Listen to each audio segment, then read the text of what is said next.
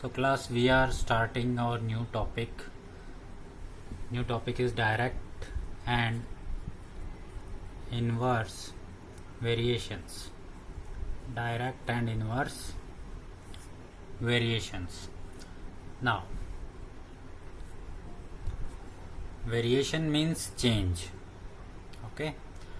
Now we have to judge whether two things are varying directly or inversely. What it means, let's take an example first. Suppose I can write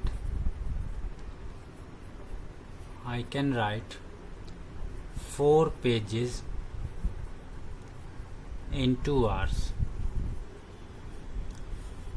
Here I can write 4 pages in 2 hours.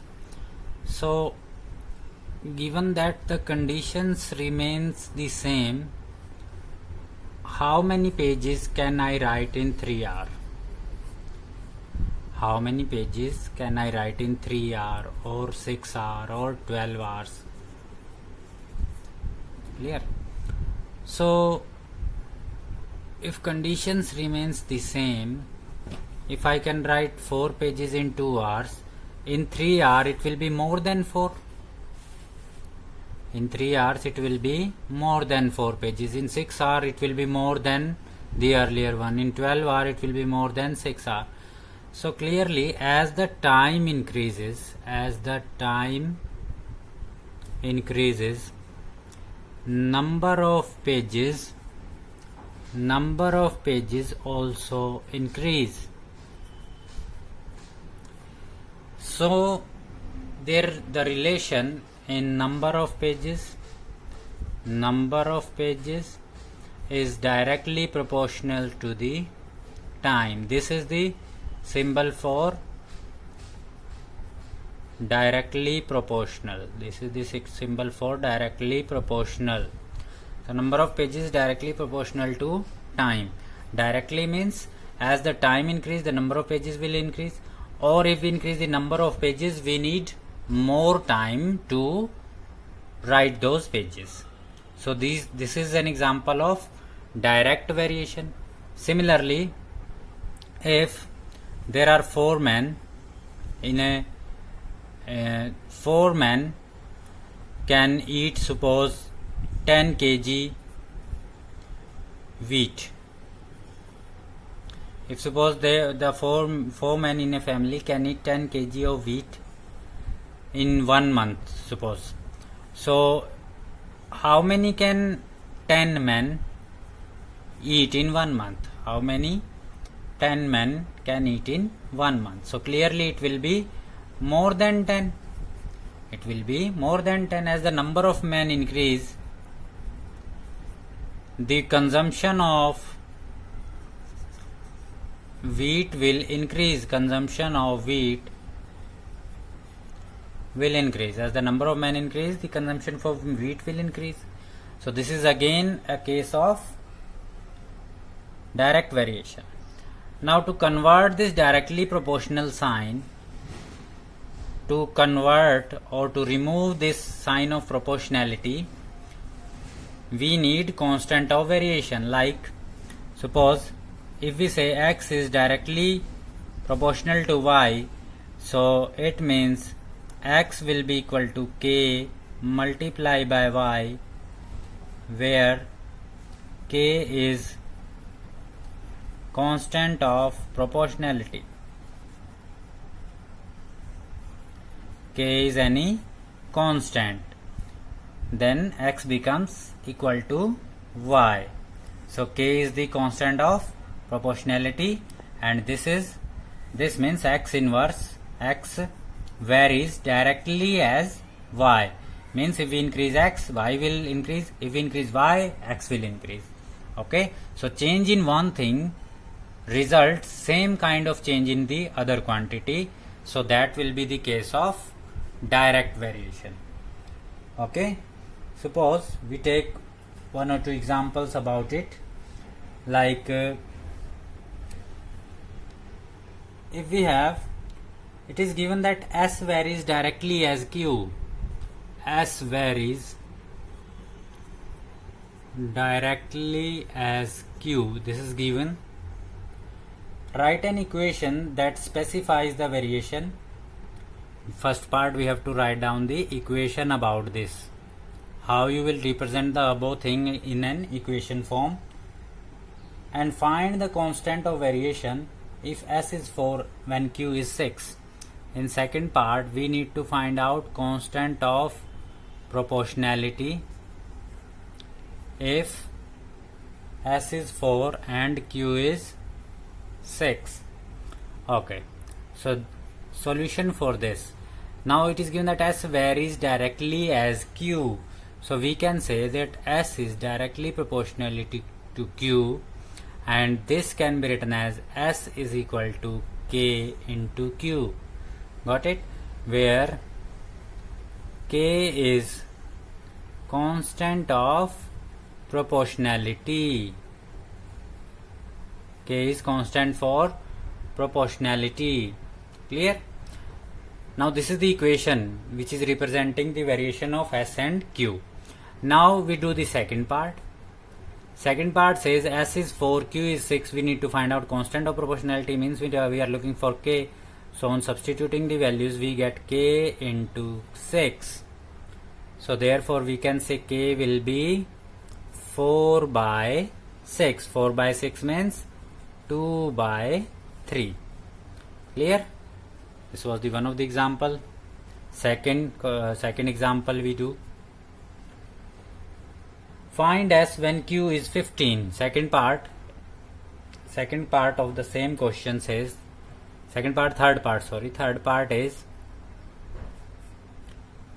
find s q is 15. Find s when q is 15. So now move to the equation. S is equal to kq, and this k is the constant. Constant means it will remains the same for the complete question. So therefore we put the values. S is equal to k is 2 by 3, q is 15. So this will be s equal to 10. So s will be 10. Next part in the same question is find q when s is 12. Find q when s is 12. You have to find q when s is 12. Again the equation was s is equal to kq, and substitute the values. 12 is equal to k is how much? 2 by 3. So 2 by 3 multiply q, and we can get value of q here, and it will be 18. It will be 18. Clear? So this was one of the example.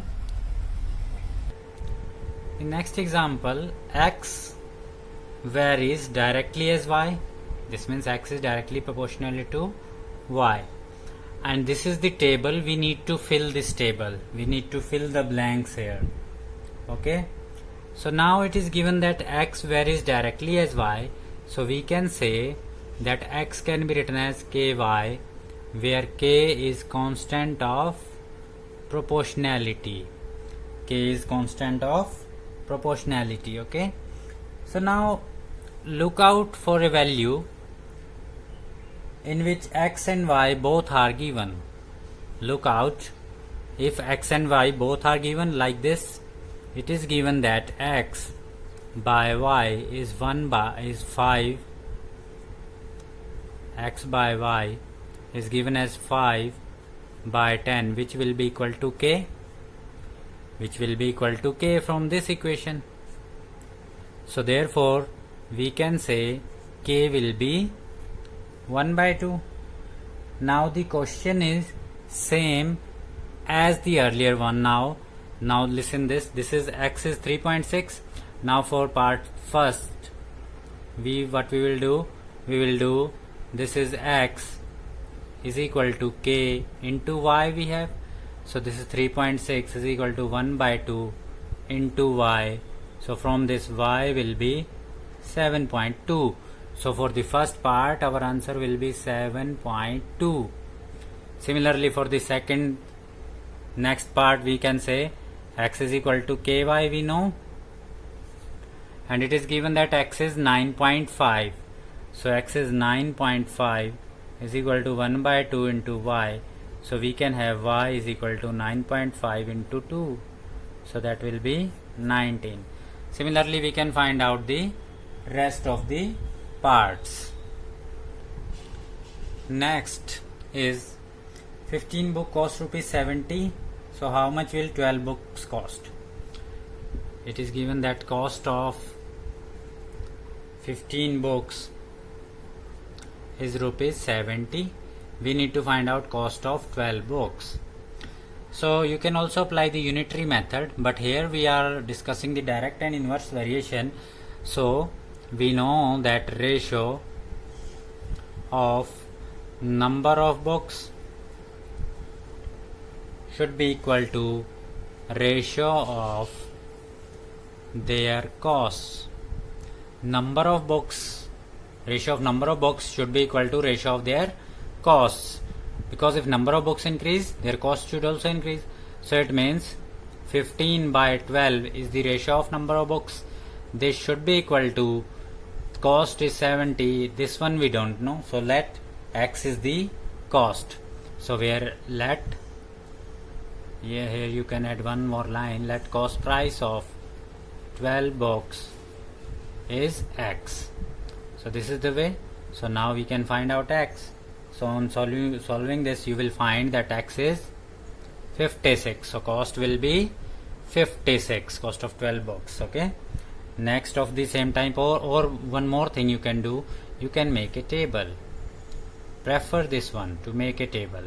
Clear? In that table, what you have to write down? You have to write down the quantities which is given. So this is number of books and cost of books. These are the two things. So number of books is 15, cost is 70. Number of books is 12, we don't know how much it will cost. So then you will see that ratio of number of books should be ratio of their costs. Okay. So you can also say that by any way you can remember it, that you can write down this as 15 by 70 equal to 12 by x, or you can also remember it as on cross multiplying 15x is equal to 12 into 70. By any method you can learn how to solve them. Okay. So next is 20 men assemble 8 machines. 20 men can assemble 8 machines. How many men are needed to assemble 12 machines? 12 machine we need to assemble, but how many men we need? Number of days is same, 1 day. Both are for 1 day. So number of days is same, so we will not discuss much about that number of days. So now the main thing is that we have this number of men and number of machines they can assemble. Okay. So number of men and number of machines. So you make a table like this. So put the value number of men first. So here 20 men, and here we don't know.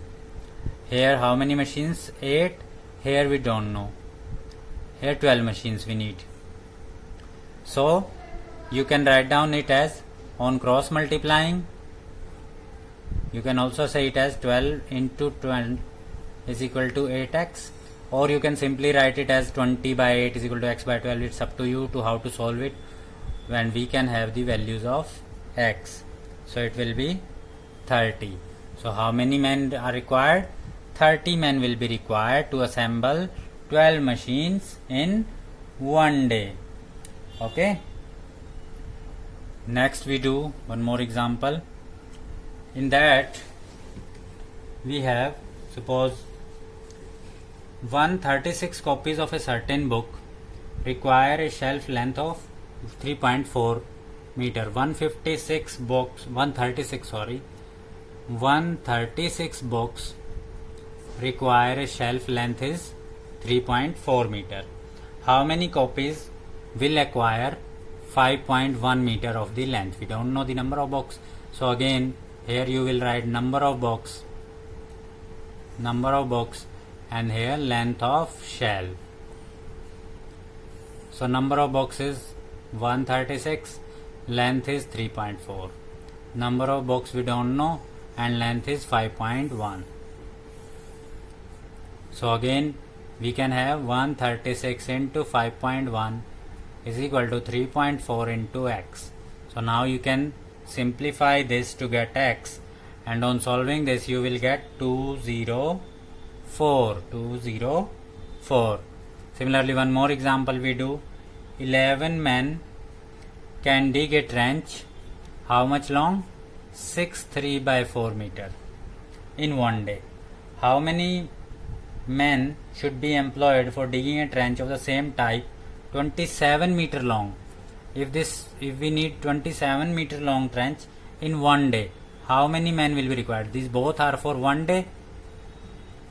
So we don't. So this point is not taken into consideration as number of days is same for both the cases. Okay. There will be an exercise in which number of days will also vary. Okay. So don't worry about that. If number of days will be changed, then what will happen? So number of days, we will have another exercise for that. Okay.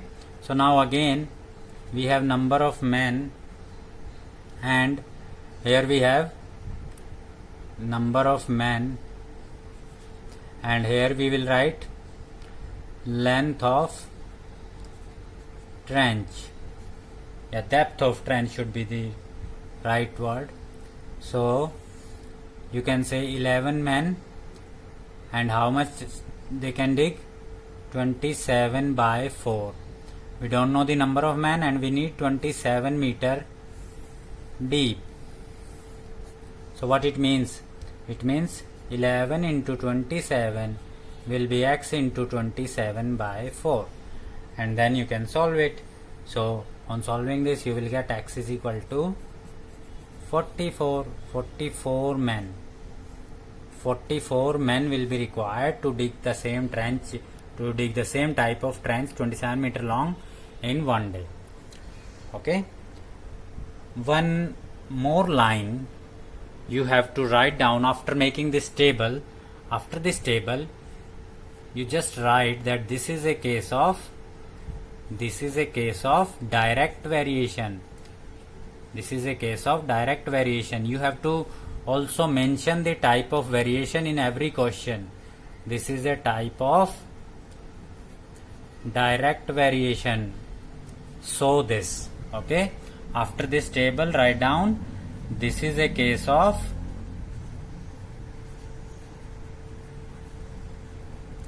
direct variation.